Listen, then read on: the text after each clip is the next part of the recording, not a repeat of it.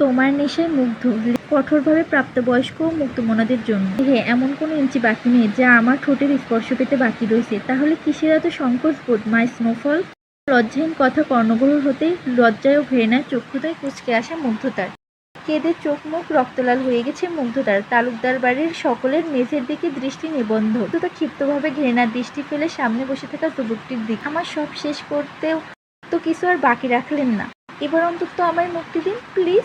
অনুরোধ করতে করতে মাটিতে বসে পড়ে মুগ্ধতা। হাউমাউ করে কেঁদে ওঠে সে। সামনে বসে থাকা যুবকটি এভাবে নিজের প্রাণ প্রেয়সীকে কাঁদতে দেখে মুগ্ধতার সামনে এসে হাঁটু গেড়ে বসে।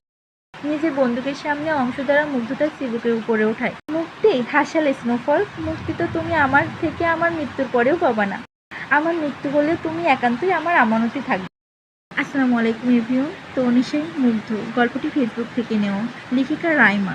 বলে রাখি, গল্পটি একটি ডার্ক রোমান্টিক সাইকো থ্রিলারি ক্যাটাগরি গল্প হতে চলেছে। এই গল্পটিতে ভায়োলেন্স ও টক্সিকের সাথে 18+ কানেক্টেড থাকবে অনেক। গল্পের মেল লিড ক্যারেক্টার হিরো নাকি ভিলেন সেটা ঠিক করার দায়িত্ব আমি সম্পূর্ণভাবে আপনাদের উপর দিলাম।